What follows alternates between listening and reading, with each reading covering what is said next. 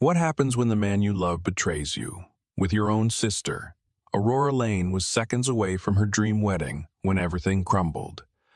But heartbreak lit a fire in her and led her into the arms of Damian Blackwood, a powerful CAO with secrets of his own. Lies, revenge, forbidden love, and a past that won't stay buried. This story will pull you in and never let go. Will Aurora rise or fall in a world built to break her? Tell me, where are you watching from? Don't forget to subscribe, hit that bell, and stay tuned for more unforgettable stories. In the heart of Manhattan, where glass towers pierced the sky and dreams clung to the buzz of the city, Aurora Lane stood in her sunlit apartment, wrapped in silk and stillness. The scent of gardenias drifted from a crystal vase near the window, mingling with the faint hum of traffic far below. Her hands, usually steady with a pencil or swatch of fabric, trembled slightly as they smoothed the folds of her wedding dress. It hung on a mannequin in the corner, a cascade of ivory lace and hand-sewn pearls that caught the golden afternoon light like a whisper of something sacred. Tomorrow, she would marry Ethan Monroe, her college sweetheart, her first love, the man who once made her believe in forever. Aurora pressed her palm to the bodice of the gown, tracing the stitchwork. She had designed it herself, each thread a quiet promise of the life ahead. Dinners on their terrace, late-night laughter, a shared dream of building something lasting.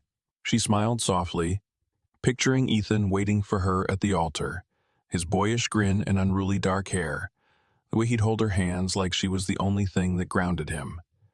But as the sun slipped lower behind the skyline, a strange sensation stirred in her chest. A knot. A whisper of doubt. He had been distant lately. Apologies replaced affection. Missed calls excused by endless meetings. She had chalked it up to pre-wedding nerves, the pressures of merging lives and careers. But today, something told her to stop pretending. She reached for her coat, her heart fluttering with a mixture of anticipation and unease. She would surprise him. A simple thing. Just a visit to their new apartment, the one they'd bought together on the Upper West Side. A bottle of wine, a quiet moment before the storm of wedding guests and vows. The city roared around her as she hailed a cab, neon lights flickering against her reflection in the window. She barely noticed. Her thoughts swam with memories. The way Ethan used to draw hearts on napkins during coffee dates, the way he once cried when her mother died, promising never to leave her side. Love like that didn't just vanish. It couldn't. Could it? The elevator ride to the penthouse stretched forever. She stepped out onto polished marble floors, the keys cold in her hand. The door opened with a quiet click, and for a moment, everything was still. Then, she heard laughter. It floated from the living room. Familiar and sharp. Aurora stepped forward slowly, her heels muffled by the plush rug. Her breath caught when she saw them. Ethan and Savannah. Her half-sister was draped across the couch, her legs curled beneath her like a cat, one hand resting lazily on Ethan's chest. Her laugh echoed again, cruel and confident. Ethan froze when he saw Aurora, color draining from his face. Savannah turned, her lips curling into a slow, poisonous smile. "Well," she purred, "you're early." Aurora couldn't move. Her mind screamed, but her body locked in place. Her throat tightened, her fingers clenched, her heart cracked in real time. The betrayal unfolded in front of her, so vivid it felt surreal. She took a step back, then another. "Aurora, Ethan started, but his words fell useless to the floor. She didn't wait to hear them. The hallway blurred as she fled, her heels clicking like gunshots against the floor. Cold air slapped her face as she burst onto the street, her vision swimming with tears. The city had never felt lonelier. Everything, their love, their future, her trust, was shattered in one moment. She didn't remember walking, only the pulsing ache in her chest and the burn in her lungs. Somehow, her feet brought her to a rooftop bar she had only heard about in passing, a place where Manhattan's elite sipped cocktails and made million-dollar deals. She slid onto a bar stool, ignoring the curious glances. Her hands shook as she ordered something strong, something that could numb the ruin unraveling inside her. The whiskey hit her throat like fire. She closed her eyes, trying to breathe. Then, a voice, smooth, low, with an edge like velvet over steel, cut through the fog beside her. "Rough night?" Aurora turned to see a man in a charcoal suit, his eyes a piercing gray blue, watching her, not with pity, but something else. Understanding. "You have no idea," she murmured. And just like that, the story began again. The man beside her didn't say anything at first. He simply signaled the bartender and ordered something neat, the amber liquid swirling in his glass as he studied her with quiet curiosity. Aurora didn't know why she didn't pull away or offer a cold smile and turn back to her drink. Maybe it was the way he sat. Not too close, not intruding, just present, grounded, like a moment of silence in a world that never stops shouting. "You don't seem like someone who breaks easily," he said finally, his voice low and even. "But tonight's got you bleeding beneath the surface." Aurora let out a bitter laugh and glanced at him sideways. "You profiling me, or do you moonlight as a therapist when you're not?" "Whatever this is." His lips twitched, almost a smile. "Damien Blackwood," he offered, extending his hand. See, whoa, occasional whiskey philosopher. The name clicked faintly in her mind. Something she'd seen in an industry magazine. Blackwood Group. Real estate, design, luxury development. Their circles overlapped. Though hers was always several floors below his. "Aurora Lane," she said, not quite reaching for his hand. "Interior designer, broken bride, to be, betrayed by my sister and the man I was supposed to marry." Damien raised an eyebrow, but said nothing. No cheap condolences, no polite gasps. Just a small nod, like he understood what it meant to be wrecked by people you trusted most. "They were together," she continued, the words spilling out now. "Savannah, my half-sister. I caught them. In our apartment. One we bought to start our life together." Damien's gaze sharpened. Still, he didn't interrupt. "I didn't scream," Aurora whispered, almost to herself. "Didn't throw anything. I just walked away. Like my body didn't believe it yet." "You walked away," Damien echoed. "That takes strength, more than most." She blinked, caught off guard by the gentleness in his voice. No one had called her strong yet. Everyone would pitied her, told her how sorry they were. But Damien didn't offer sympathy. He offered something sharper, respect. There was a pause between them, soft and oddly comforting despite the noise around them. She finished her drink and stared into the empty glass like it held the answers. "I want them to feel what I felt," she said suddenly, her voice rough with emotion. "I want them to know what it's like to lose everything in a heartbeat." Damien studied her carefully, then leaned in slightly, lowering his voice. "Then make them see what they gave up. Don't hide. Stand taller." Aurora looked at him. Easier said than done. He smiled now, slow and sure. "Come with me. There's a gala across town. Black tie. Press. Investors. Socialites. Be my wife for the evening." Aurora blinked, stunned. Excuse me? Just for tonight, Damien clarified. You walk in beside me, head high, looking every inch like you've moved on. No one needs to know the truth. Let them see you radiant, untouchable. Let them wonder. It was absurd. It was crazy. It was tempting. What's in it for you? She asked warily. Everything, Damien said smoothly. My stepmother's pushing me toward an arranged engagement with a woman I can't stand. She thrives on appearances. You at my side buys me time. And me? You get your revenge. A new dress. And for one night, you're not the woman who was left behind. You're the woman they wish they could be. Aurora hesitated. Logic screamed no. Pride whispered yes. She thought of Ethan's stammering face, Savannah's smug smile. Fine, she said at last, grabbing her purse. But I'm not calling you honey. Damien chuckled. Fair enough. An hour later, Aurora emerged from a private dressing suite at one of the city's top boutiques, somehow arranged by Damien in record time. The gown was midnight velvet, hugging her body like liquid shadow, with a neckline that dared anyone to doubt her. He waited at the entrance, his expression unreadable until his eyes landed on her. Perfect, he said simply, offering his arm. The car ride to the gala was quiet, electric.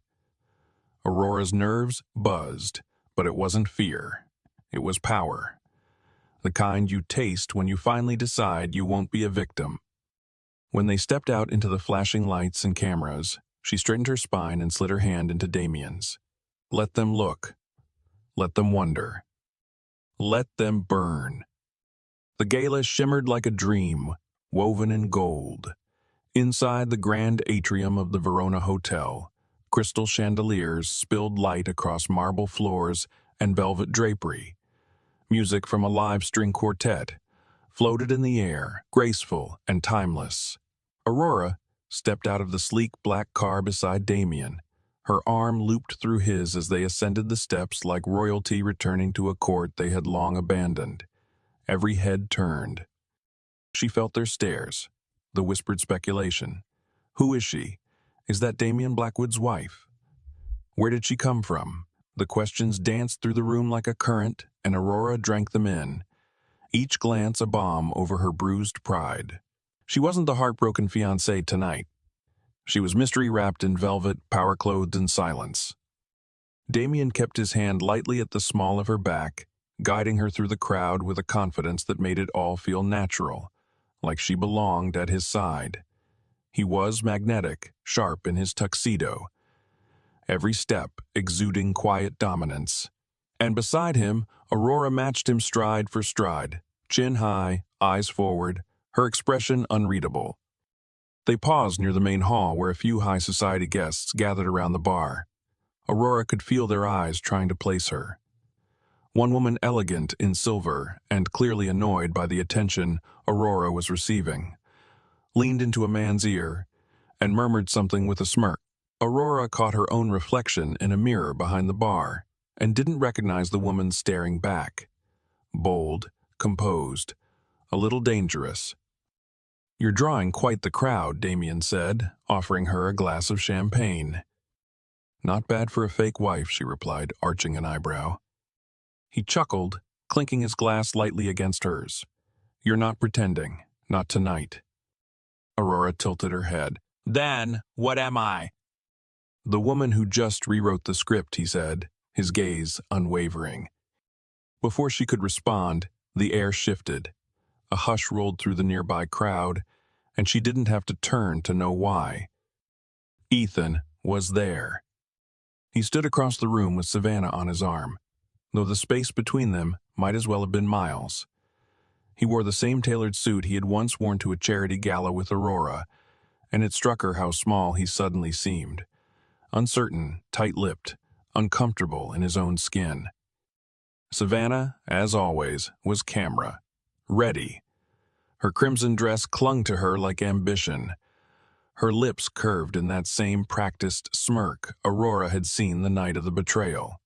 But even Savannah couldn't hide the flicker of surprise. Then disbelief as her eyes locked on Aurora. Their expressions twisted, Ethan's into guilt, Savannah's into venom. Aurora didn't flinch. She turned slightly, angling her body closer to Damien, letting her fingertips brush his chest. He responded without missing a beat, slipping his arm around her waist with a quiet intimacy that felt almost real. Her heart skipped. Let them see, she thought. Let them feel it. She leaned in, whispering just loud enough for Damien to hear. I think they noticed. Good, he murmured back, his breath warm near her ear. Let them choke on it. The rest of the night moved in a blur of shimmering gowns and clinking glasses, but the fire inside Aurora never dimmed. She moved through conversations with practiced ease, introduced by Damien to fashion editors, investors, art world insiders. No one questioned her presence. No one dared. When one designer asked her which house she was aligned with, Damien answered first. She's with Blackwood. That moment hit deeper than she expected. When the crowd thinned and the lights dimmed to a romantic haze, Damien led her to a quieter corner of the rooftop terrace. The city stretched out below them like a sea of stars. Aurora leaned on the edge, letting the cool air kiss her skin. You pulled this together in an hour, she said, breaking the silence. I've had to move fast my entire life, he replied, stepping beside her. I don't like wasting time. She turned to face him. So why help me? He met her gaze. Because you reminded me what it's like to feel something real. Even if it's messy. Even if it hurts. Aurora didn't know what to say to that. Her heart thudded a little louder. She looked out at the skyline again, suddenly unsure if the chill she felt was from the breeze or his words. Tonight had started as a performance, a strategy. But something had shifted. And for the first time since everything fell apart, Aurora didn't feel broken. She felt powerful. She felt alive. The morning after the gala, sunlight poured into Aurora's apartment like an accusation. She stood barefoot by the window, the velvet gown from last night draped across a nearby chair, her phone vibrating with messages she didn't bother to read. Photos of her and Damien had already made their rounds online. Headlines speculating, tongues wagging. Who is the mystery woman with Damien Blackwood? Has the notorious bachelor finally settled down? She should have been overwhelmed. But instead, she felt strangely calm, like she had just stepped off a battlefield with her armor still intact. A knock at the door broke the silence. When she opened it, Damien stood there, impeccably dressed, coffee in one hand and a small black folder in the other. I figured you might need caffeine, he said, offering the cup with a crooked smile. And this? She took the folder warily and opened it. Inside was a contract. Sleek, professional, with her name printed at the top. A creative director position, she asked, her brows lifting. At Blackwood Interiors, Damien confirmed. You'd lead a small division under the Blackwood Group umbrella. You'd have full control over your team, your designs, your direction. Aurora stared at him. You're offering me a job? I'm offering you a chance to show the world exactly who you are, on your own terms, he said. You're talented, Aurora. What happened with Ethan and Savannah doesn't define you. This lets you write the next chapter. She hesitated, her fingers brushing the edge of the folder. And the catch. Damien leaned against the doorframe, his expression unreadable. We keep up the charade. For now, Vivienne, my stepmother, is still pushing for me to marry Colton Reed's cousin. It's business, not love. She wants alliances, not happiness. But if she believes I'm already married, or at least very publicly committed, her plans stall. You help me. I help you. Aurora narrowed her eyes. So I'd be working for you.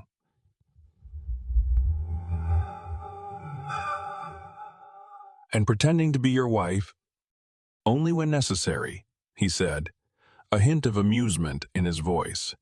Public events, occasional appearances. No pressure to move in, though it would certainly sell the story better. She arched a brow.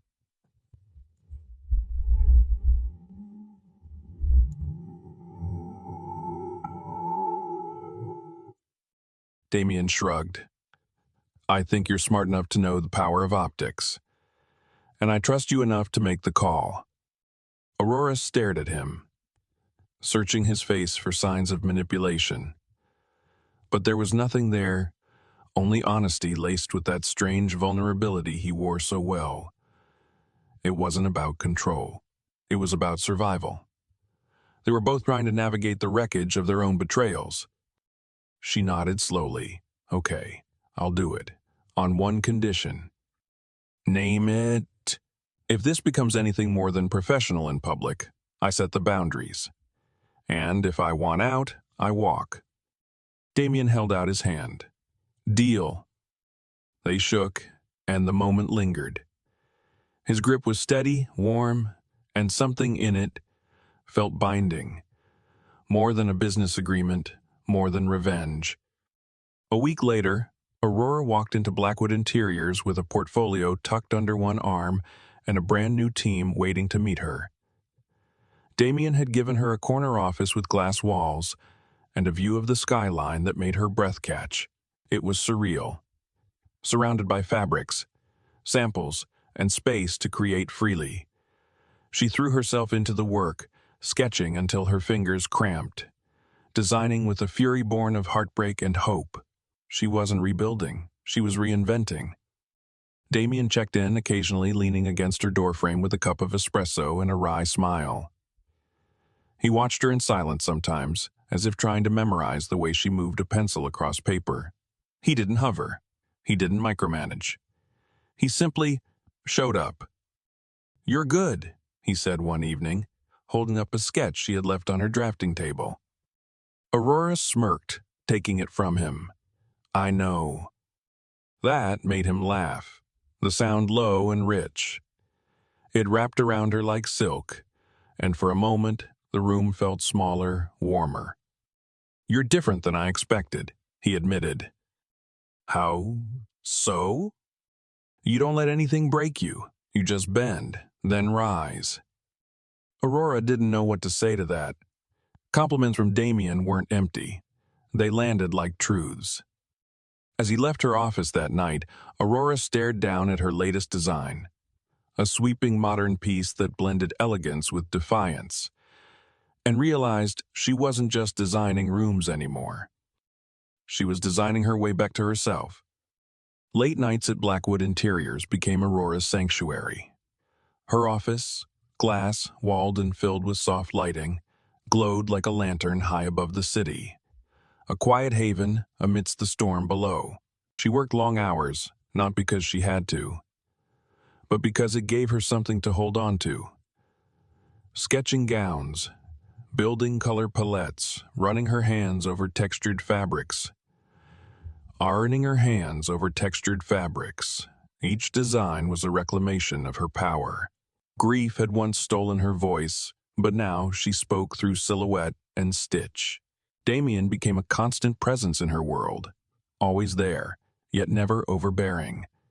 He had a way of appearing when she needed him most, offering a cup of coffee, a quiet nod of approval, or just a warm silence when words felt too heavy.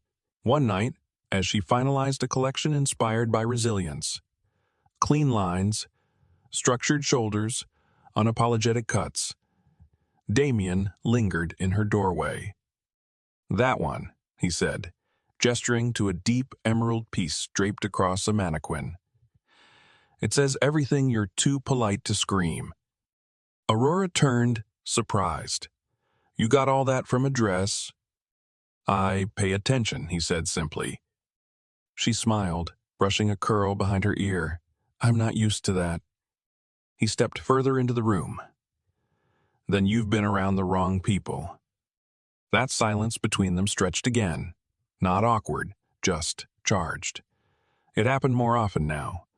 a brush of fingers when passing documents, a lingering glance across the conference table, a shared look that said, "I see you." And the worst part, it wasn't part of the plan, not for her, not for him. One evening, they sat on the balcony of Damien's penthouse, glasses of wine in hand, the city stretching below them in a sea of light. Aurora pulled her knees to her chest, wrapped in one of his oversized sweaters she had borrowed without asking. Damien leaned back in his chair, unusually quiet. "My mother's name was Lily," he said eventually. "She was an artist. Painted everything from cityscapes to old records.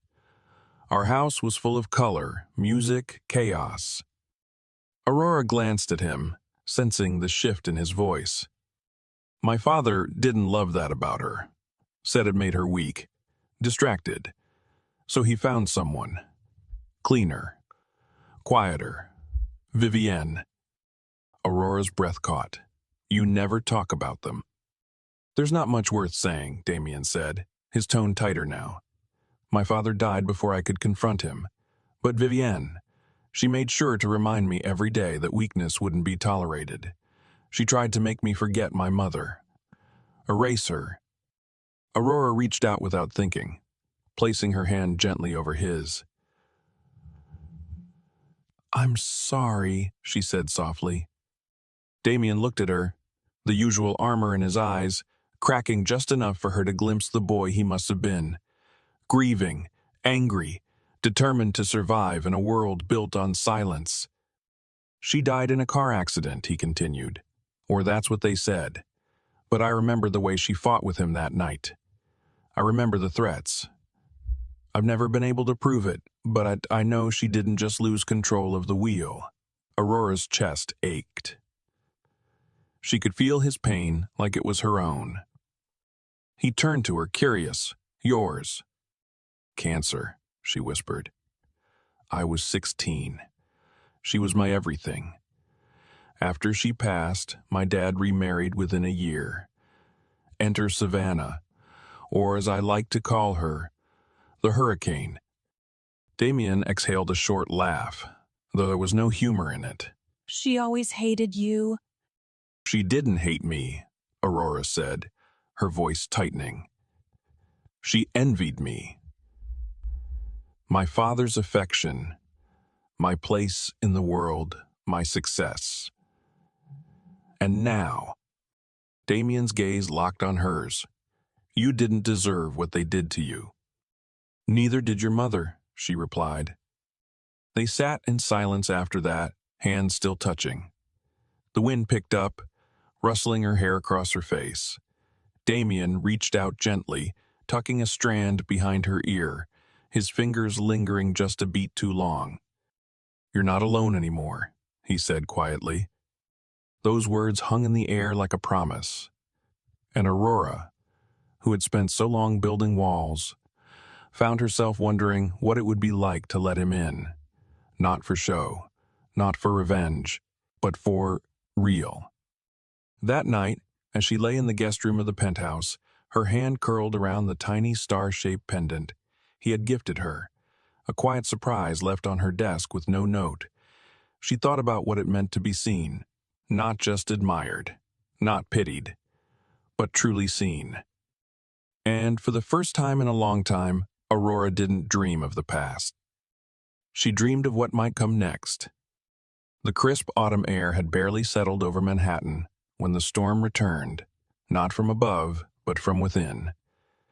It began on a Monday morning, when Aurora stepped into her office to find Savannah already waiting, seated in her chair like she owned the place. Her heels were sharp, her lipstick sharper, and her expression carried the smugness of someone who believed the world owed her everything it had given someone else. "Well," Savannah said, crossing one leg over the other with practiced elegance, "you've certainly been busy." Aurora didn't flinch. "What are you doing here?"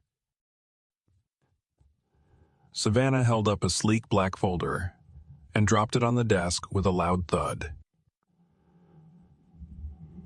"Just returning what you stole." Inside were high-gloss prints of a gown, a bold, asymmetrical design with geometric patterns and a daring open back. One Aurora recognized instantly.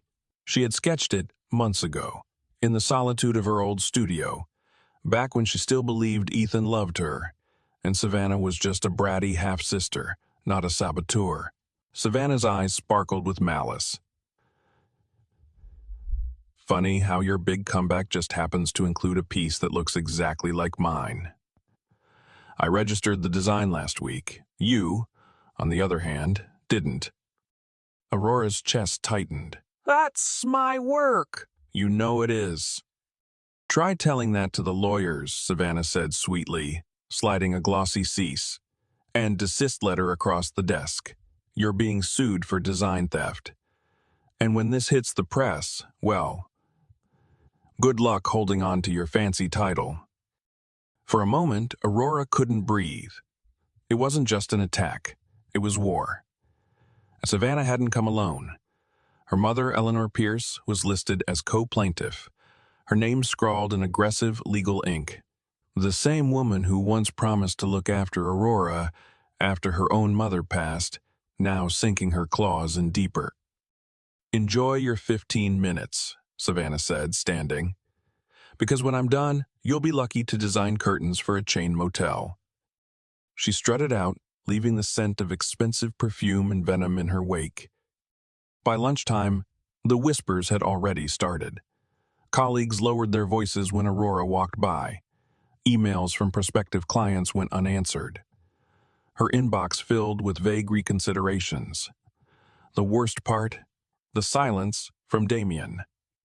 But that ended when he appeared at her door just after sundown, holding the cease and desist letter she'd forwarded with shaking hands.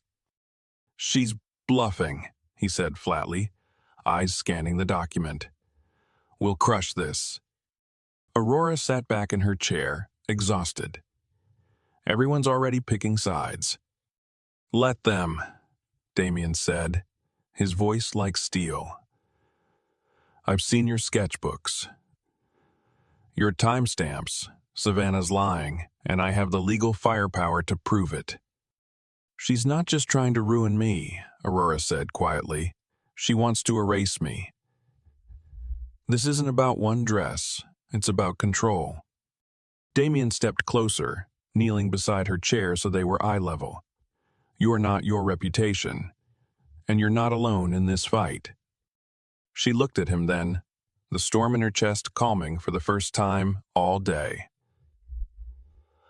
Thank you. Damien stood and pulled out his phone. I'm putting my top legal team on this. They'll file a counterclaim by morning. And if Savannah forged anything, we'll find it. He was as good as his word. Within 48 hours, Damien's attorneys uncovered discrepancies in Savannah's registration. The file she claimed as original had been altered. Timestamps edited, metadata erased, and then sloppily overwritten. A tech specialist traced the sketch back to Aurora's cloud account, dated 2 months earlier than Savannah's version. The lawsuit crumbled. Savannah and Eleanor were humiliated. But the damage had already left its fingerprints. Clients who backed away didn't rush back. The fashion press treated the dropped case like a footnote rather than a victory. Aurora had won on paper but lost in whispers. Late one evening, she found herself on the penthouse balcony again, the city twinkling beneath her. Damien joined her silently, handing her a mug of tea instead of wine. She hates me so much, Aurora said, voice raw. But why? Damien leaned on the railing beside her. Because you have something she never will. Talent. Strength? A future. Aurora turned to him, her voice barely audible.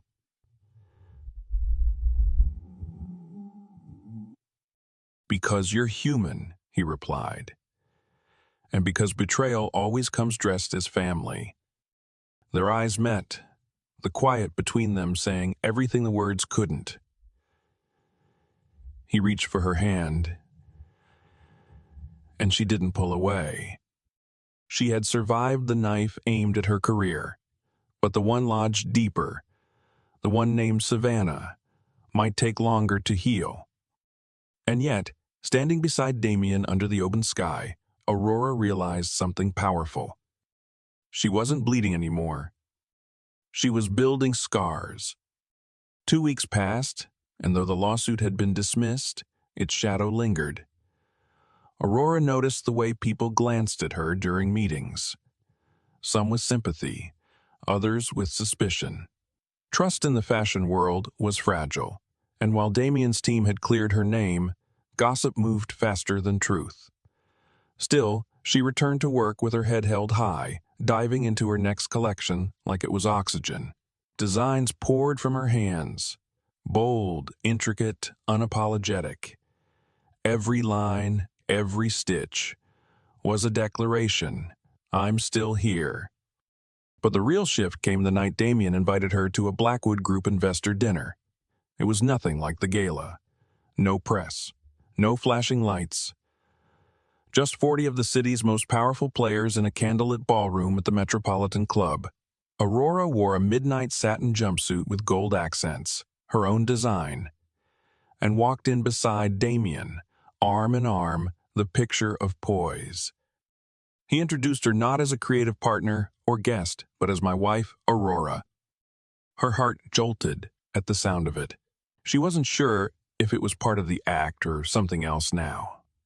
The way he said it was too smooth, too warm, like it had become second nature. Like he believed it. So did the crowd. Heads nodded, hands were shaken, glasses raised. No one questioned her place at Damien's side. Not even the woman who approached her halfway through the evening with a champagne flute and a predator's smile. Charlotte Reed. She was tall, striking, and unmistakably calculating. Her red dress hugged her curves like a secret she planned to use against someone. Her eyes flicked over Aurora like she was inspecting a knockoff handbag. So, Charlotte said, voice like silk stretched too tight, you're the infamous Aurora Lane. I've heard. Aurora returned the smile, cool and steady. I'm sure you have. People love to talk when they can't create. Charlotte's lips twitched. Touch. I'm guessing you're here with someone? Aurora asked, glancing toward a group of suits at the bar. Oh no, Charlotte said, her eyes drifting toward Damien across the room. I'm simply keeping an eye on old friends. The implication was clear. Aurora's pulse quickened, but she didn't flinch. Well, enjoy the view, she said lightly, but some things aren't for sale. Charlotte tilted her glass, an approving glint in her gaze. We'll see. Later that night, Aurora sat with Damien in the back seat of a town car, her heels off, the city sliding past in blurs of gold and shadow. Her mind buzzed with questions, but one wouldn't leave her alone. Who is Charlotte Reed? She asked. Damien sighed, resting his head briefly against the seat. My stepmother's idea of an alliance. Old money. Ruthless family. Vivienne has been trying to push me toward her for years. She seemed interested, Aurora said carefully. She's always interested when something isn't hers, he replied, voice tight. But don't worry. Charlotte plays games, and I've learned how to win them. Aurora turned her gaze to the window, the flickering lights outside reflecting a new kind of storm. The next morning, headlines exploded. Not about Aurora, not about the gala, but about Savannah. Anonymous sources leaked stories claiming she had a history of design theft, stretching back years. Whispers of stolen sketches, rebranded student work, and corporate sabotage. Social media erupted. Clients pulled endorsements. Sponsors vanished overnight. Aurora sat at her desk, reading one headline after another. Her hands trembled, not with victory but unease. She hadn't done this. She hadn't leaked anything. But someone had. She stormed into the boardroom where Damien was reviewing contracts. "Did you do this?" she asked, tossing a tabloid onto the table. "Savannah's being dragged through hell." Damien looked at the paper, then at her. No. "Then who did?" His jaw clenched. "Charlotte." Aurora's stomach dropped. "She's sending a message." "She wants you scared," Damien said. "She's letting you know she can destroy anyone close to you." Aurora stared at the page again. Savannah's face splashed across it in unflattering lighting and cruel headlines. She should have felt vindicated. Instead, she felt sick. That night, Savannah called. Her voice shook with fury and betrayal. "You did this to me," she spat. "You and your perfect prince. You couldn't stand me having anything, so you took it all." "I didn't do it, Savannah," Aurora said, trying to stay calm. "You brought this on yourself." But the line went dead before she could finish. As Aurora sat in the dark, the screen still glowing in her hand, she realized the truth. She hadn't just stepped into Damien's world. She'd stepped into a war. And she was already in the crossfire. It happened on a night that should have been perfect. Clear skies, soft jazz, and the unveiling of Aurora's most daring collection yet. The Blackwood interior showcase was set in an industrial chic loft in Soho, transformed into a surreal dream of light and glass. Designers mingled with investors, sipping champagne beneath cascading orbs of amber light. Aurora stood near the center of it all, dressed in deep indigo silk, her hair swept back to reveal the star-shaped necklace Damien had given her. The pieces from her collection, angular gowns, bold palettes, sharp lines softened with movement, moved like living art across the runway. The applause was thunderous. She should have felt untouchable, but she couldn't shake the feeling. It had crept in during the afternoon, a whisper in her gut, a flicker in Damien's expression when he read a text and locked his phone a little too fast. She hadn't asked. She didn't want to believe that the world could ruin something. She didn't want to believe that the world could ruin something she had finally rebuilt.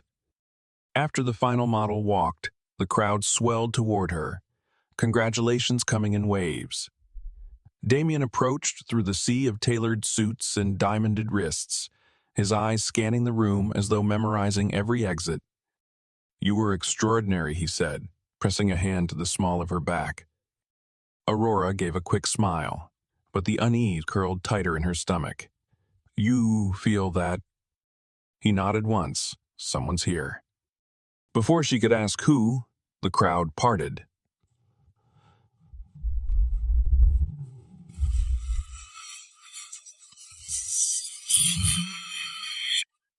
She was dressed like a warning, all black, sleek and sharp, with a red clutch clutched like a weapon.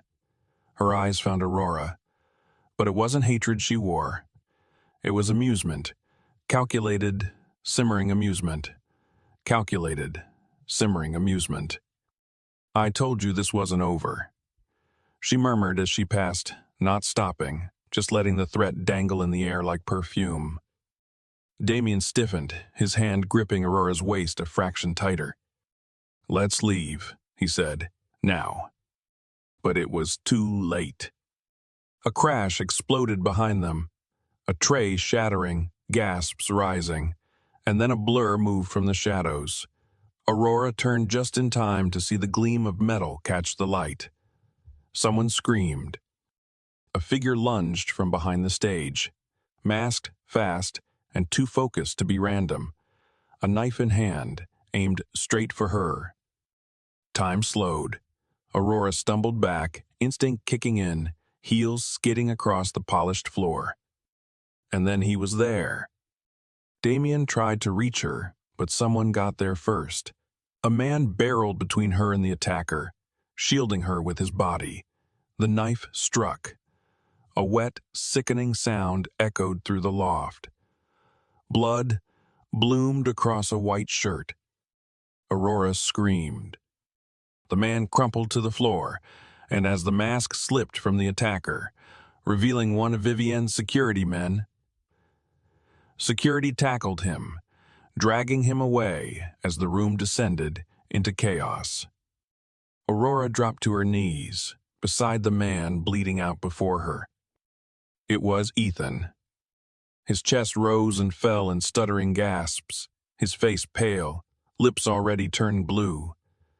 Blood soaked through her hands as she tried to stop the bleeding, pressing desperately against the wound. "Why? Why would you do this?" she choked out, her tears hot and fast. Ethan's eyes met hers. Clear, unguarded. "I couldn't let them hurt you," he whispered. "I messed up."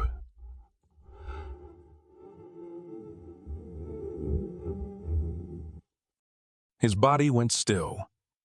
The sound left her then, a sob torn straight from her soul. People rushed in, medics, sirens screaming in the distance. Damien knelt beside her, pulling her into his arms, shielding her from the flashing lights and murmurs and cell phone cameras.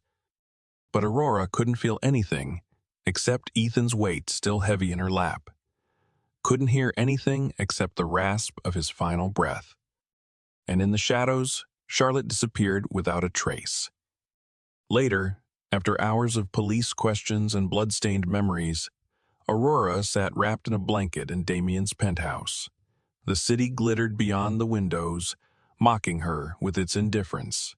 Damien paced nearby, phone glued to his ear, shouting at someone about heightened security, private guards, a full background check on everyone who had been at the event. "They were trying to kill you," he said, finally ending the call and turning to her. It wasn't a scare tactic this time. It was real. Aurora nodded slowly, her voice numb. And Ethan died for it. Damien knelt in front of her, taking her trembling hands in his. "I should have protected you. I should have known Charlotte would escalate." "She's not working alone," Aurora whispered. "This is bigger than revenge."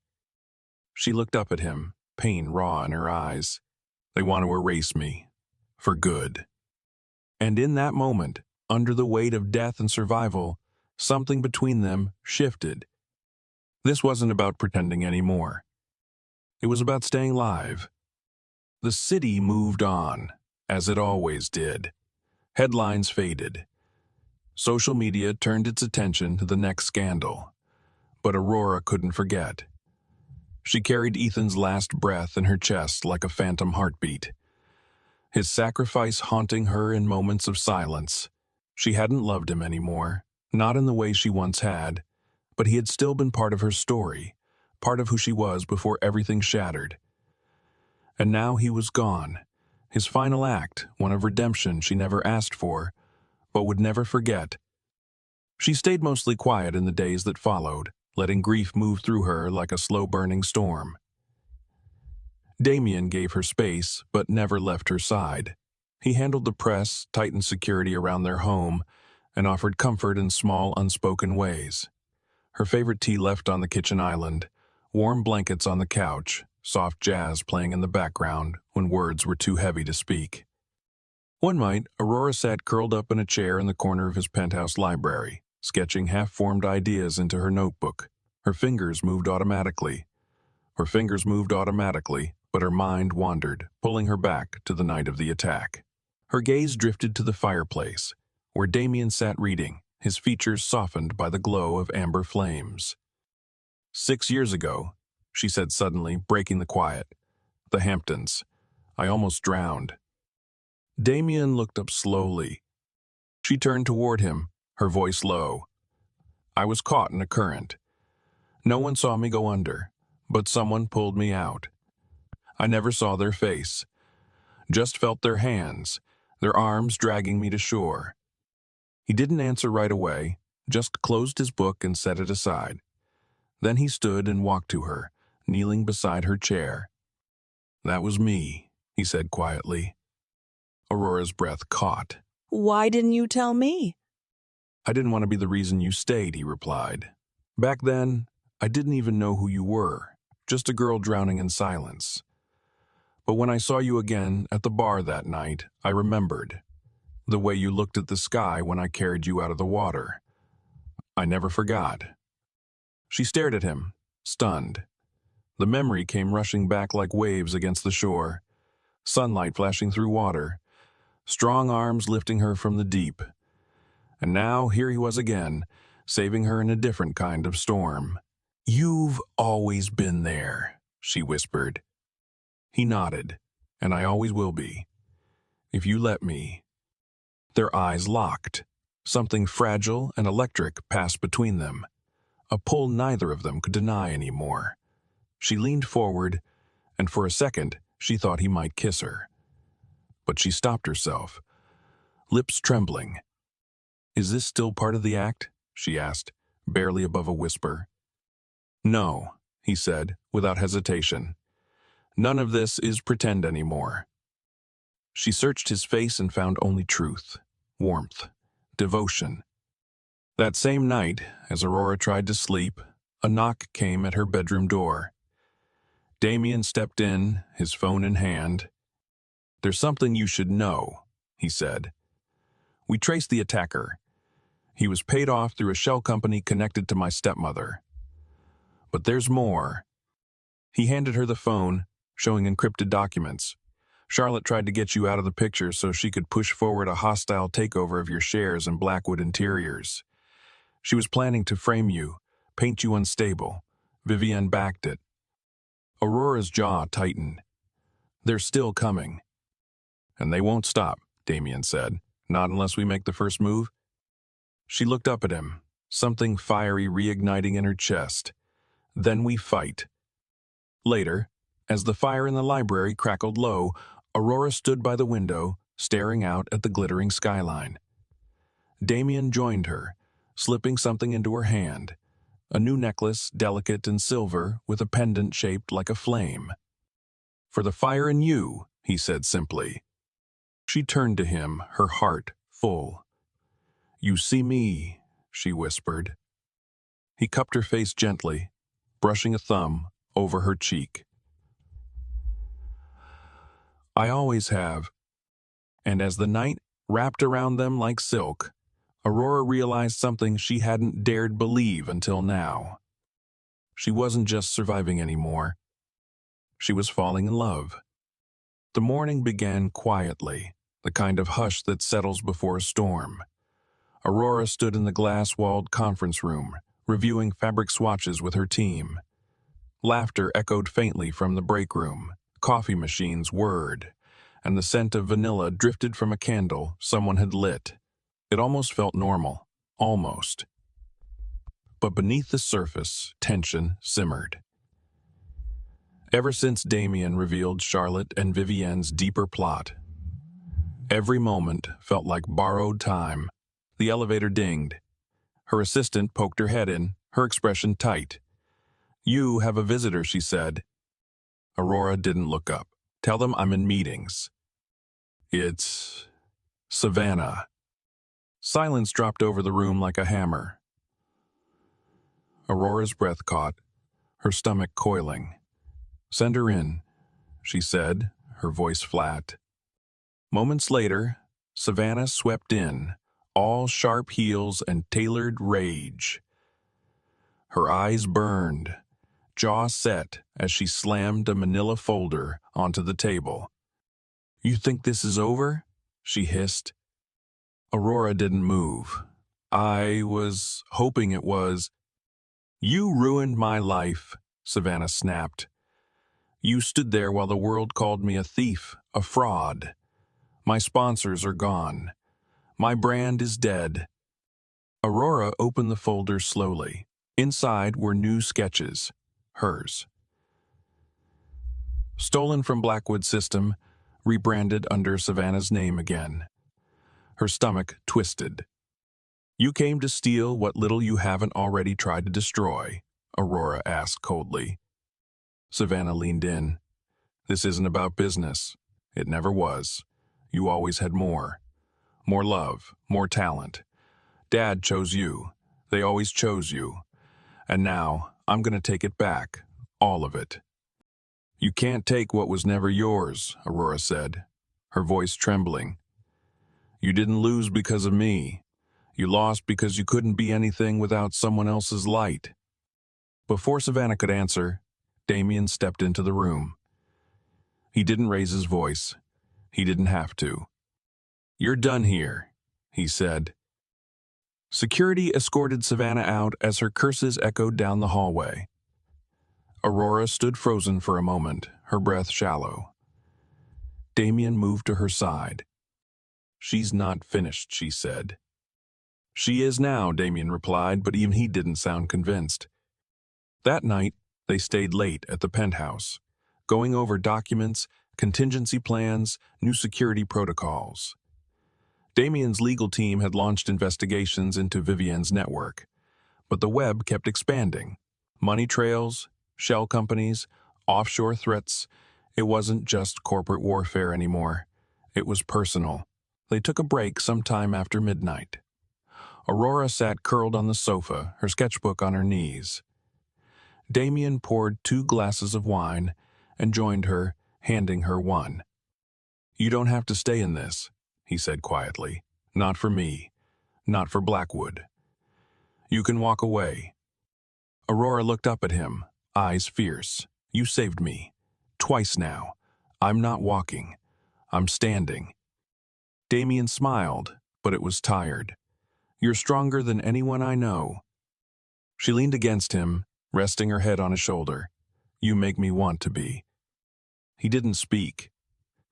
Instead, he wrapped an arm around her, holding her, like she might disappear if he let go. They were still on the couch when power cut out. Everything went dark. Then a loud crash echoed from the hallway, followed by the unmistakable thud of heavy boots. Damien was on his feet instantly. Stay here. No way, Aurora said, rising with him. 2 men in black broke through the glass entry moments later. Aurora backed up instinctively, heart pounding. One of the men lunged for her, and she fought back, kicking hard and twisting, but his grip was like iron. Damien tackled the second man, fists flying. Alarms blared. Sirens screamed. But everything felt distant, muffled, like the world was underwater. Then a cloth pressed against her face. The last thing Aurora saw was Damien's eyes, wild, terrified, as she slipped into darkness. She woke to cold metal beneath her skin. Wrists bound, head pounding. The room smelled of oil and mildew. A warehouse. And standing before her, as poised as ever, was Charlotte Reed. Welcome back, Charlotte said smoothly, holding up a folder. These are transfer documents. Sign them, and you live. Aurora glared at her. You'll never win. Charlotte's smile was ice. You think Damien loves you? That he'll come for you? He belongs to this world, and in this world, love is weakness. Aurora straightened. Then I'm the strongest woman you'll ever meet. The door burst open. I'm not afraid of him. I am, he said, finally meeting her eyes.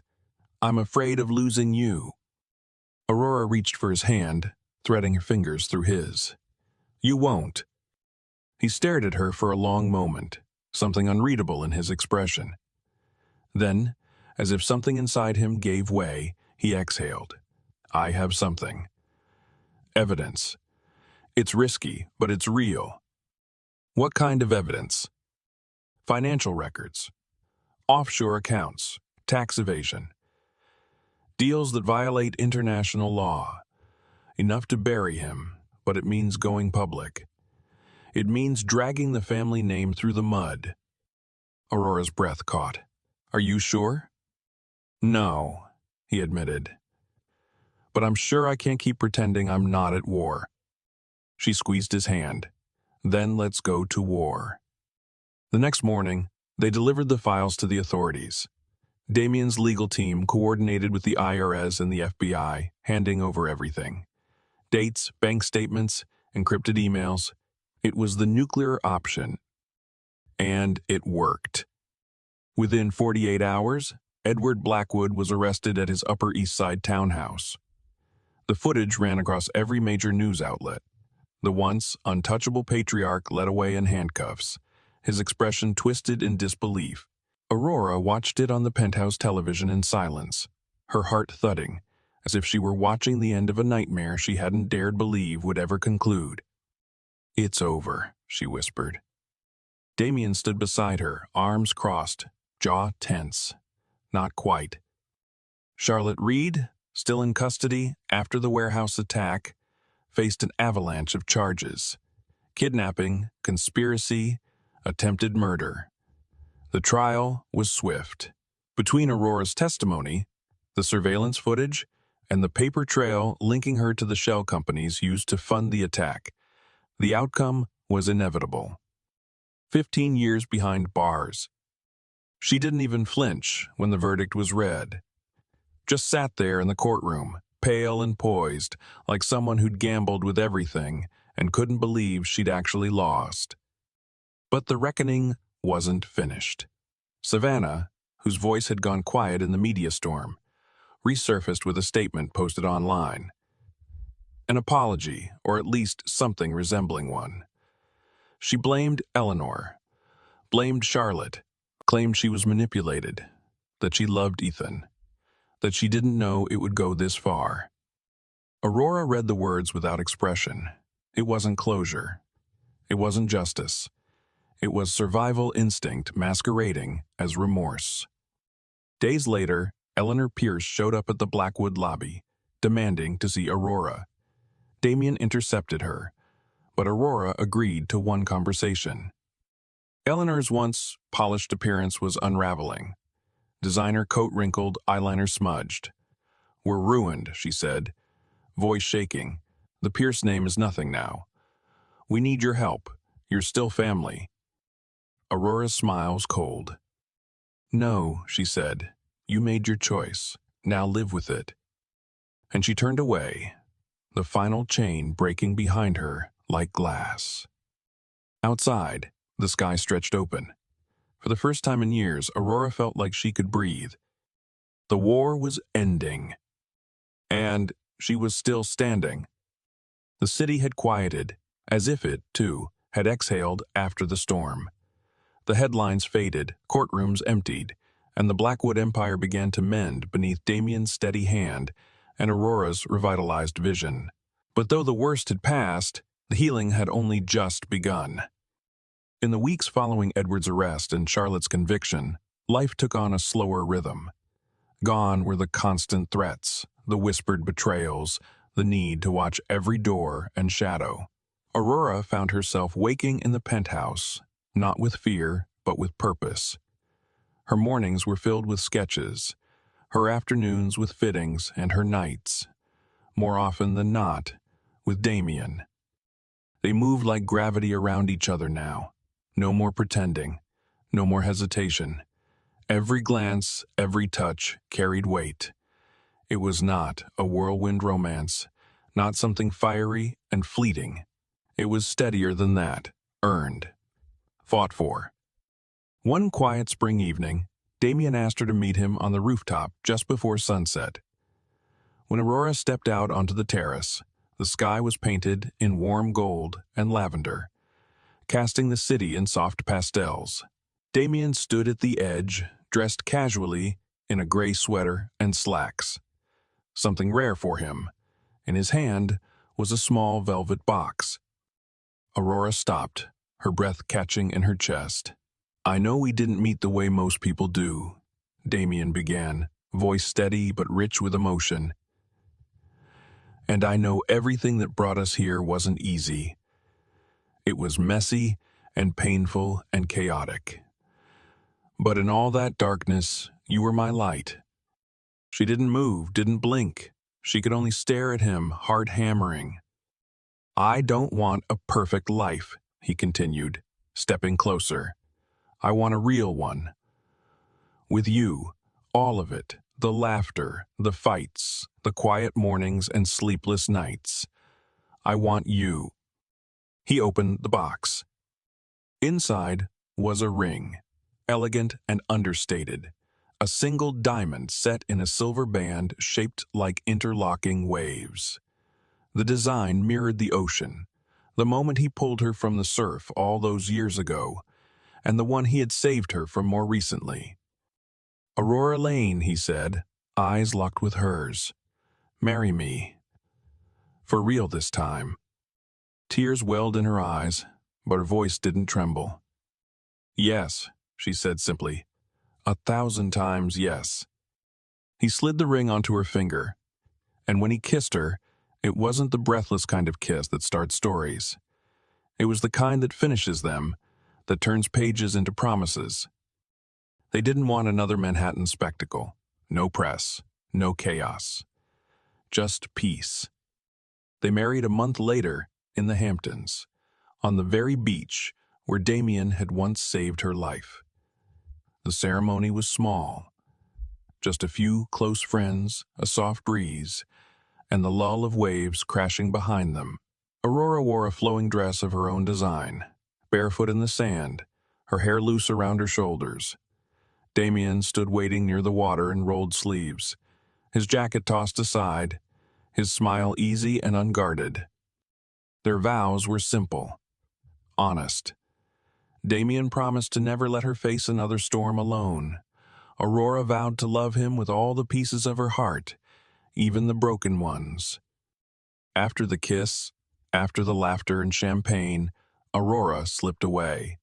She walked a winding path just beyond the dunes to a small, quiet cemetery nestled beneath a grove of trees. There, she knelt before a modest stone etched with Ethan Monroe's name. "I don't know what to say," she whispered, "except thank you. For what you did, for what you did, for who you were, for giving me the chance to live the life I almost lost." A breeze stirred through the leaves as if answering her. She stood, tears glistening, and turned to find Damien waiting at the edge of the path. He didn't speak, just opened his arms, and she folded into him, letting his heartbeat steady hers. They returned to their new home, a renovated beach house that smelled of salt and cedar and fresh beginnings. Days passed in gentle moments, morning coffee on the porch, sketches spread across their shared studio, long walks hand in hand along the shore. Blackwood Interiors thrived under their joint leadership. Aurora's collections gained international acclaim, not just for their artistry, but for the strength they embodied. Damien's empire, once teetering, now stood taller than ever. But it wasn't the success that mattered most. It was the quiet, the trust, the shared glances that no longer held questions, only answers. One evening, beneath a starlit sky, Aurora curled against Damien on the porch swing. The ocean whispered in the distance, and fireflies blinked softly in the tall grass. "We made it," she murmured. He kissed her forehead, his arm tightening around her. "We did. And we'll keep making it. Every day." Aurora smiled, eyes drifting closed, heart full at last. "Nah, just of love, but of peace." Life lesson from Beneath the Velvet Lie. At its core, Beneath the Velvet Lie is a story about resilience, redemption, and the power of choosing yourself, even when the world tries to tear you apart. Aurora's journey reminds us that betrayal can shatter your world, but it can also reveal the truth of who you are. She faced heartbreak, lies, danger, and loss. But she never let it define her. She rose not just because she was strong, but because she chose to rebuild. Damien's story shows that even those who've lived in the shadows of powerful families and old wounds can find light again, if they dare to break the cycle. Together, they prove that love isn't about perfection or fairy tales. It's about honesty, sacrifice, and the courage to trust again. This story teaches us that your past doesn't have to dictate your future. you're allowed to begin again. You're allowed to heal. And sometimes, the family you choose is more powerful than the one you're born into. The most beautiful love stories are the ones that grow from truth, not illusion. If you found value in this story, I'd love to hear what moment impacted you most. Was it Aurora's transformation, Damien's loyalty, or the final act of forgiveness? Let me know in the comments where you're watching from. And if you enjoyed this story and want more powerful, emotional narratives, make sure to like, subscribe, and turn on notifications so you never miss what's next. Your support means the world and helps me keep creating stories that move and helps me keep creating stories that move and inspire. Thank you for being here.